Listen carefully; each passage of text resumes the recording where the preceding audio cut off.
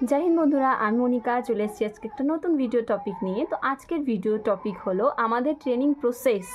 অনেকেই কমেন্ট করছে যে তোমরা যে ট্রেনিং করে এসছো ট্রেনিংটা কত মাসের করেছিলে, কিভাবে ট্রেনিং করেছিলে, কি হয় তোমাদের ট্রেনিংয়ে। তো সেই সব বিষয়ে আজকে আমি একটা ছোট্ট তোমাদের ভিডিও করে দিচ্ছি, কারণ এত ডিটেলস বলা তো সম্ভব নয়, যতটুকু পারা যায় ততটুকু আমি বলছি। আর বাকিটা তোমরা যখন ডাব্লিউবিপিতে জয়েন করবে তখন তোমরা বাকিটা জানতে পারবে।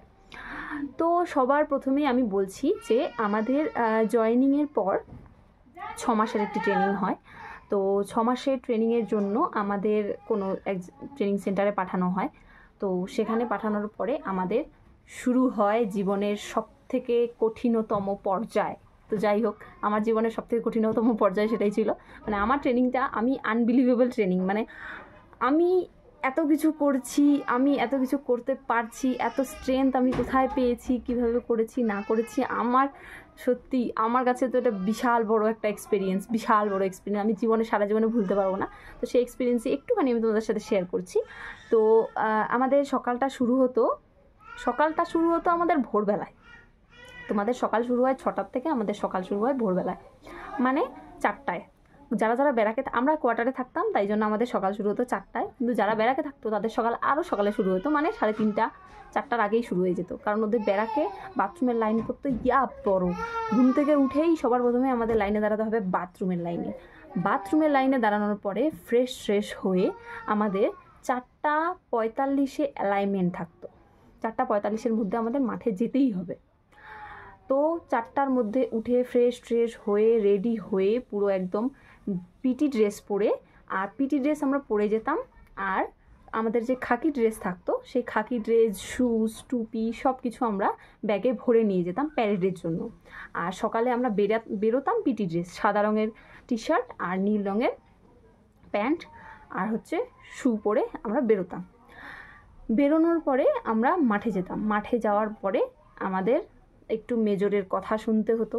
শোনার পরে আমরা বেরোতাম দৌড়ানোর জন্য। 3.5 কিলোমিটার ডেইলি তোমাকে দৌড়তে হবে। সোম থেকে শুক্র 3.5 কিলোমিটার দৌড়তে হবে। আর শনিবার দিন তোমাদের এক্সট্রা হয় হাঁটা থাকবে, নয় রাইফেল মার্চ থাকবে, আর না হলে কোনো এক্সট্রা কারিকুলাম থাকবে। আর রবিবার দিন তোমাদের ছুটি।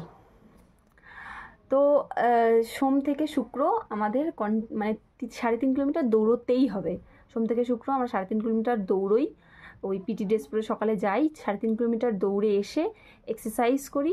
এক্সারসাইজ করার পর, এক্সারসাইজ মানে তো আমরা গরমের দিন ট্রেনিং করেছি, এক্সারসাইজ করতে পুরো একদম ঘেমে একদম স্নান করে ফেলি, গড়াগড়ি খেয়ে মাটিতে একদম। তো এক্সারসাইজ করার পর আমরা চলে যেতাম। আমাদের মোটামুটি 6:45 ব্রেক দিত। 6:45 ব্রেকেই আমরা টেন্টে ঢুকে যেতাম। টেন্ট থাকতো আমাদের ওখানে মাঠের পাশেই, কতগুলো ছোটো টেন্টের মতন থাকতো, সেখানে যেতাম। সেখানে গিয়ে আমাদের যে ব্যাগে করে ড্রেসগুলো নিয়ে যেতাম, খাকি ড্রেসগুলো, সেই খাকি ড্রেসগুলো পরতে হতো। চেঞ্জ করে টি শার্ট চেঞ্জ করে খাকি ড্রেস পরতে হতো, শু পরতে হতো, মানে আমাদের যে ডিএমএস, আর অ্যাঙ্কলেট পরতে হতো, টুপি পরতে হতো। আর আমি তো তোমাদের একটা জিনিস মিসই করে দিলাম, যে আমাদের রাইফেলও নিয়ে যেতে হতো। সেই রাইফেলের লাইনে দাঁড়াতে হতো। তারপরে আমাদের 4:45 মাঠে অ্যালাইনমেন্টে উপস্থিত থাকতে হতো।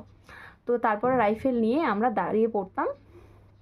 15 মিনিটের মধ্যে রেডি হয়ে তোমাকে রাইফেল নিয়ে দাঁড়িয়ে পড়তে হবে মাঠের যেই জায়গা তোমার নির্দিষ্ট জায়গা করা থাকবে সেখানে দাঁড়ানোর পরে তোমাদের দুজন আমাদের টিচার থাকতো, একজন পিটিআই, একজন ডিআই। পিটিআই মানে ফিজিক্যাল ট্রেনিং ইনস্ট্রাক্টর, আর একজন থাকতো ড্রিল ইনস্ট্রাক্টর।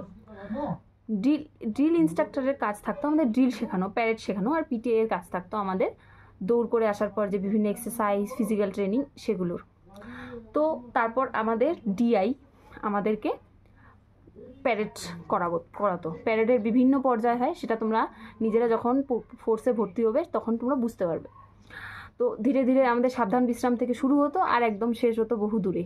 তো সেটা তোমরা আসলেই বুঝতে পারবে।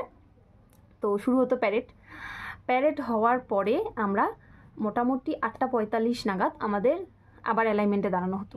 মাঝখানে একটা ব্রেক দিত, তারপরে আবার প্যারেড করতাম, তারপরে দাঁড়াতে হতো অ্যালাইনমেন্টে। দাঁড়ানোর পরে আমাদের চলে যেতে হতো লাইন বাই লাইন করে রাইফেল জমা দেওয়ার লাইনে। রাইফেল জমা দেওয়ার লাইন সে বিশাল বড় লাইন, আমরা একসাথে 1100 মেয়ে ট্রেনিং করেছি। 2টো গেট থাকতো, 2টো গেটে ভাগ করে দেওয়া থাকে 1100 মেয়েকে। বিশাল বড় লাইনে দাঁড়িয়ে রাইফেল জমা দিতে হয়। রাইফেল জমা দিতে মোটামুটি আধা ঘন্টার কাজ ওখানে। রাইফেল জমা দেওয়ার পরে আমাদের কি করতে হয়, খেতে যেতে হয়। কেউ রুমে এসে ফ্রেশ হয়ে খেতে যায়, আমরা তো ডিরেক্ট খেতে যেতাম, কারণ আমাদের অত টাইমই থাকতো না। রাইফেল জমা দিয়ে ওই ঘাম অবস্থায় খেতে যেতাম। খেয়ে রুমে আসতাম। এসে স্নান করে ফ্রেশ হয়ে 10টার মধ্যে আমাদের ল ক্লাসে ঢুকে যেতে হবে। ল ক্লাসে ঢুকে যাওয়ার পরে আমাদের ল ক্লাস 10টা থেকে মোটামুটি 1:30 পর্যন্ত আমাদের ল ক্লাস হতো। ল ক্লাস থেকে দৌড়ে সবাই ছুটে গিয়ে দুপুরের লাঞ্চ করতো, কারণ আমাদের আবার মাঠে যেতে হবে বিকেলে। তো ল ক্লাস থেকে 1:30টার দিকে বেরিয়ে আমরা লাঞ্চে যেতাম। লাঞ্চ করে আবার রুমে আসতাম। লাঞ্চ করে রুমে আসতে আসতে মোটামুটি 2-2:30 বেজে যেত। আবার এদিকে আমাদের 3:45-এ থাকতো অ্যালাইনমেন্ট।